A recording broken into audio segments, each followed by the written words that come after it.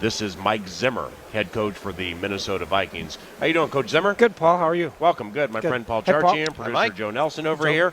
How's the combine treating you as a head coach, sir? Very well. All the people here have been great. It's an exciting time for us to get a chance to meet some of these players, and just everything's been going good. Bob Hagan's taking good care of me. Absolutely, that's what he does. Yeah. He's been doing it for decades. What about, He's the best. What about the 1 month whirlwind of being a head coach? Maybe more specifically, just the scheduling of everything and everything. I wouldn't say distractions because then you may look at me like one, but everything coming at you as fast as it does. Yeah, it's been a whirlwind from the time I walked in the door to even today. But it's been really good. You know, the hardest thing is for me right now, getting the coaches hired was a kind of a complicated deal going on there, and then you got that, and then you got a chance to have a little breather, and now it's working on the scheduling and working on what do we need to tweak with the facilities, how do we need to handle practice, and then start on with the free agency and the draft, obviously. Yeah. Mike, talking about bringing your staff together, you ended up keeping three members of the previous regime's staff, and I found that in most cases, coaches come in and say, "Well, I'm blowing everybody out and I'm bringing in my guys." I always think it's a sign of confidence in a head coach when he's willing to say, "We'll look at the previous administration and say there was some real talent here that I think I want to keep." What made you to decide to keep the three coaches that you did bring back? At least three. I think you kept at least five. Right, and it was five. I'm sorry. The biggest thing is when. I've been doing this for a long time. So when I came in, when I was going to get a job eventually, and I said, I don't want to come in there and just blow the whole thing up. There's a lot of good people, a lot of good coaches, a lot of guys that are very qualified, and and I understand everybody has families and their kids are going to school there, and so I wanted to try to keep the best guys I could, but really it was a lot about who wanted to be there with me, and because I think that's just as important as far as keeping a good nucleus of staff. So they were all good guys. They were all highly recommended. I had never coached with any of them, but I felt really good about it, and I feel really good about the staff that we hired. Do you, Norv Turner in particular brings a ton of experience both as a head coach and a longtime coordinator. How important, and we had a nice long conversation with him yesterday. How important do you feel like it was to have somebody, as you a first-time head coach, to have somebody with that kind of experience immediately on staff? Very, very important. I've already gone into Norv's office a few times and asked him, hey, what did you used to do on this? What do you think about these situations? And it's a great resource for me to be able to have someone like that that's been a head coach 3 times, been a coordinator for as long as he's been. And so I'm really excited about it, and He's really, really excited about the offensive coaches that we hired, too. So that's a good thing. And an adversary of yours a couple of times last year. And when we had Norv on yesterday, I was joking around with him. Here's your boss. Here's the head coach. You guys went against each other a couple of times last year. How'd it work out? And he said, we split, but when he got me, he got me good. Is that a fair assessment? Well, Norv's got me a lot of times over the years, too. So, in this business, it's all about the last time. Yeah. So no, but Norv's great. I played against. There was one time I was coaching in Dallas. I believe it was on Thanksgiving Day, and he was the head coach at Miami, and he got me good. So there's plenty of times that you can get each other. You had to scheme for the Vikings not that long ago. Tell us about what your approach was to scheme against the Vikings offense. Well, I actually thought. They were very talented offensively when we were getting ready to play them. Obviously the running back, fullback, offensive line was very good. Receivers, tight ends, So, like I am every single week, I'm nervous about the opponents, and we're trying to figure out a way to take away their best players. We're trying to emphasize our strengths and take away their weaknesses, and. Well, you did it, by the way. Well, that was. Well, sometimes those games kind of you kind of get on a roll, and that day we kind of got on a roll. Very much so. So it really, I don't worry about those kind of things. We beat them by 30 points or whatever. Yeah. It's all about that day and how you do things. And if you play a different day, something else could happen. Have you met wide receiver Jarius Wright yet? I have not. Well, because that was like the lone offensive highlight of the day. I think it was a sideline double move on Drake Kirkpatrick. I met him that day. I thought we were in business at that moment. Yeah, right. You met him that day as he was running into the end zone, right? That out and up on the sideline there, I wasn't too happy about that.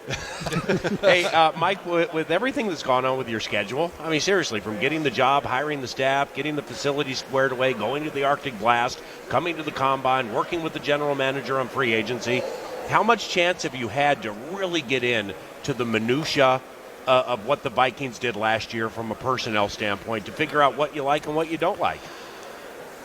We have just started the process a little bit, and obviously when I get a chance to do things like that, I'll sit down and I'll put a tape on and kind of evaluate not so much the scheme, but more about different players the best I can. And it's between doing that, starting to look at free agency guys, the stuff with the draft.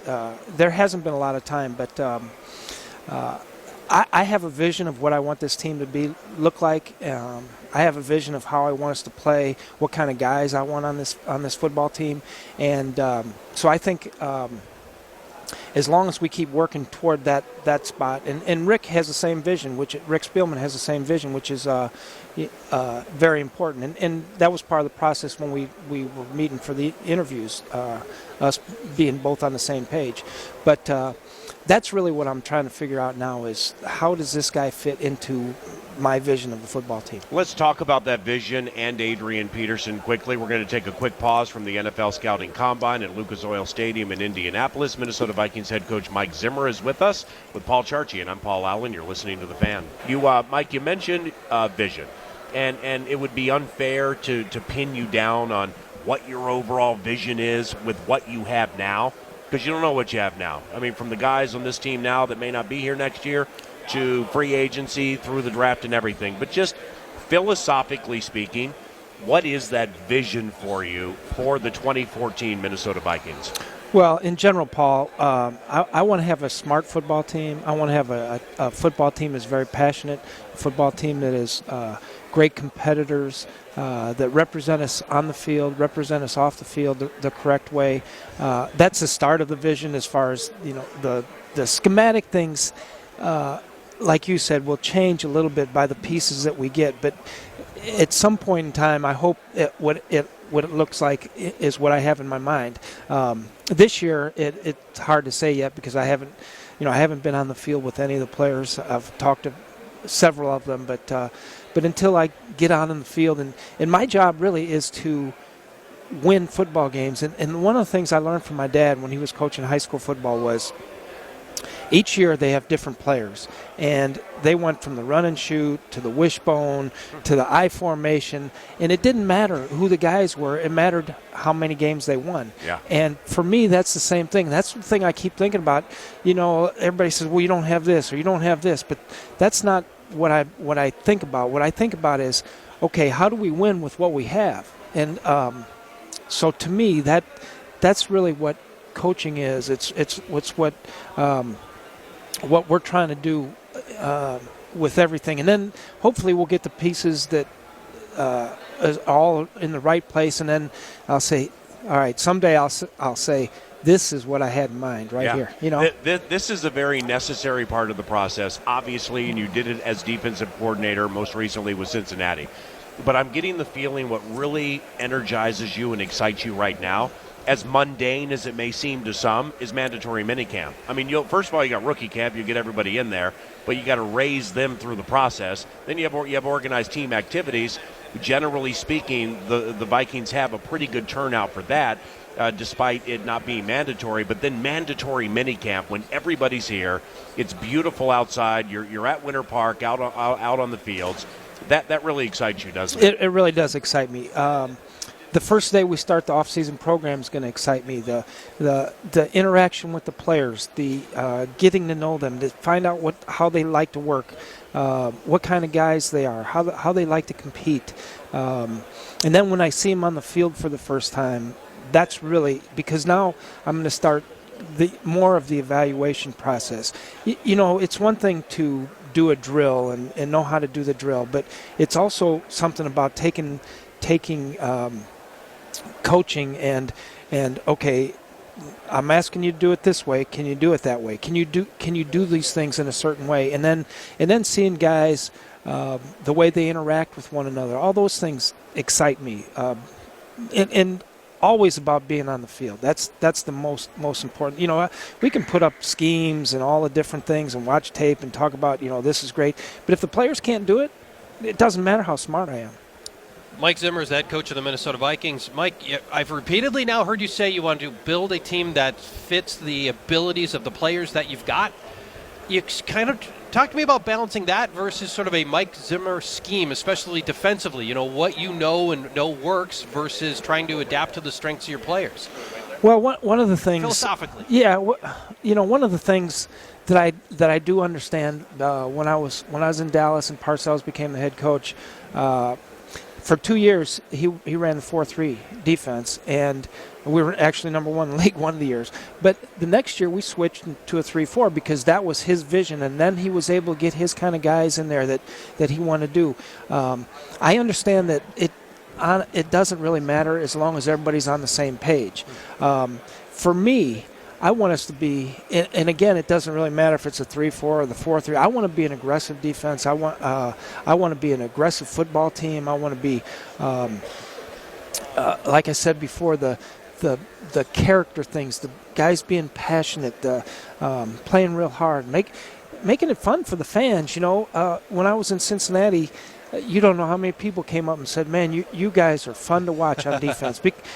Every time I'd come out of the stadium, the police officer right there, he said, I love watching you guys play on Sunday. That's what I want to do. I want our football team, when we go out and play on Sunday, I want to be one of the fans that, hey, I love to watch this group of guys play. And when we left Cincinnati at the end of the season, you guys were on your way to the playoffs, and the Vikings were on their way to a 5-10-1. And I just didn't know much about the depth of your defense until we played the game. And I left it telling analyst Pete Bursage, former coach and player, and some other people, I was just amazed at how fearless you were to put no matter the inconspicuous name in the estimation of me in a position and have expectations. I don't care if you were undrafted or not. This is your role. You rotated safeties in the game with George Iloka, Chris Crocker, and Reggie Nelson, and I'd never seen that. Mm-hmm. So that is that part of what you do? You rotate them all over the place? Well, my expectation level of the players are, if they're here, they're NFL football players, and they have a job to do, and everybody else on the team is counting on them to do their job. So when they get their opportunity, and the one thing that you do find out, Paul, is when guys get their opportunity, 90% of them step up because this is their dream. This is what they've thought about their whole entire life, is being a chance to be a starting NFL football player, to be a great player in the NFL. And a whole bunch of guys, when they get that opportunity, take advantage of it. It's nice to talk about next man up, and I think everybody feels that way, but you've been able to demonstrate an ability to coach to that. Geno Atkins was lost last year. Leon Hall's one of the best cornerbacks in the league. You lost him. And, maybe those are your two best players, and yet your defense maintained at a really, really high level. So, I think it sounds nice, and every coach maybe wants to think that they can, the next man up's going to come up and be just as good, but you've managed to actually implement that in your past. Well, and I know this sounds like coach speak, but I didn't tell them anything different than I'm telling you, is that this is what I expect, and this is what you're going to do and how you're going to do it. And if they can't do it, then it's my job to figure out what they can do. How can I cover up his weaknesses along with the strengths of the opposing team that we're playing? And with the guys that you talk about, when we lost Geno Atkins, the next player was not Geno, and I knew that, so we had to adjust in certain ways. When Leon Hall got hurt, Drake Kirkpatrick, who came in that ball game, gave up the touchdown pass, like you reminded me earlier. I'm sorry, it was a rare bright moment that day. Yeah. But he's not the same player that Leon was, and so all right, how do I use Kirkpatrick's strengths, which are different than Leon's, and figure out how can we use his strengths, minimize his weaknesses, and to me that's what it's all about. Tell us about defensive coordinator George Edwards, former linebackers coach for the Miami Dolphins, and also your son is the linebackers coach here for the Vikings. Tell us about how you expect that to work, Mike.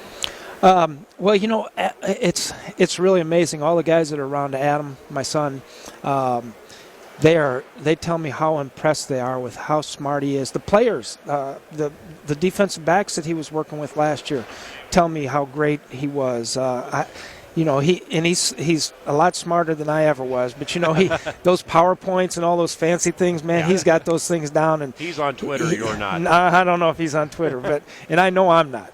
But he's able to say the things, and this is part of the big thing about coaching too, is able to say the same words and mean the same thing as I am, and so that.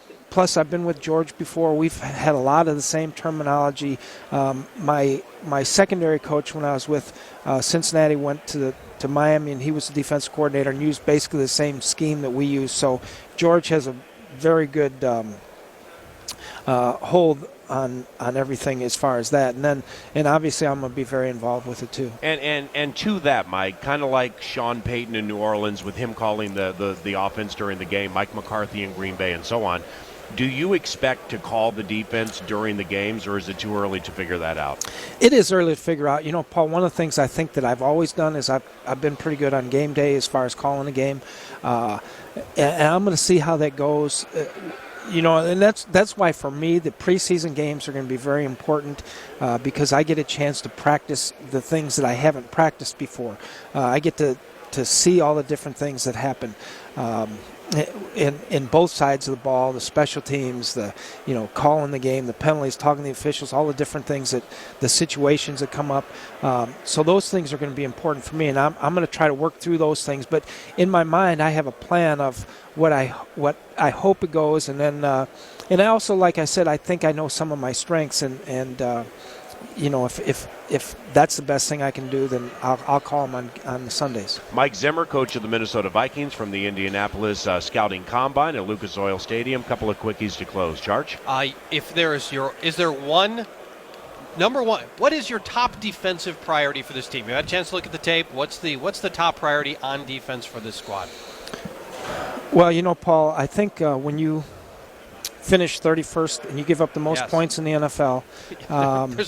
There's many. Yes. And so I'm not going to pigeonhole myself into that. We're looking at all the good defensive players, obviously, and hopefully we can do that. The one thing when things like that happen, there's going to be some change, obviously, and I'm proof of that a little bit. But the players that are there right now, they have to come out and they have to prove it that, they deserve to be playing too. It's not like, all right, well, this guy, he's the starter, that guy's a starter. Yeah. I have no idea. I haven't seen him do anything yet. So that's part of it. And then part of it with the, with the draft is we're going to need a lot of good football players. Third-year safety Harrison Smith will not be part of that change. How much do you know about him at this stage?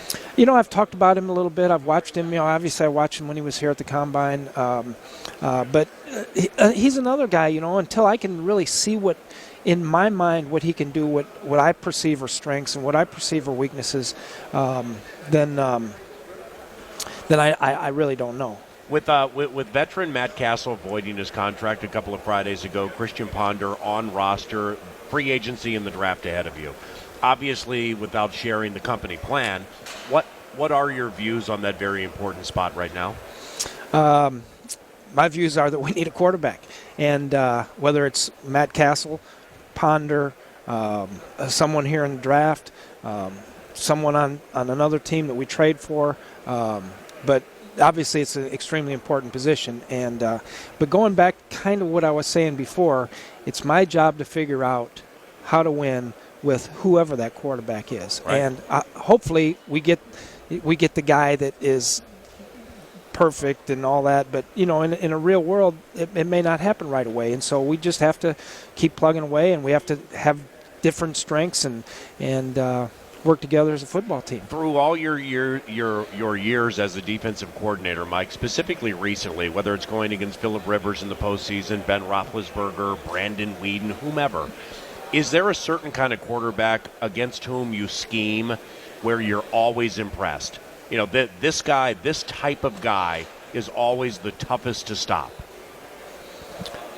Well, you know, you can obviously say some of the great quarterbacks that are in playing in the league right now, but my feeling on quarterbacks when I was getting ready to play them was always, these guys have won a lot of football games in their careers, whether it be in college or high school or in the NFL. The reason why they're here is because they're extremely talented football players, and I've always had the utmost respect for them. Obviously, some more than others, but they all have certain abilities, and part of my job is to figure out how we can get the most out of it. And that's part of the reason why I've got Norv with me, is because he's done a great job with these type of guys. Thank you very much. Hey, Best thank of you. luck, okay? Yeah, my pleasure. Coach. Yeah, thank you. Mike Zimmer, head coach of the Minnesota Vikings, nice enough to join us for a couple of segments at the Indianapolis Scouting Conference.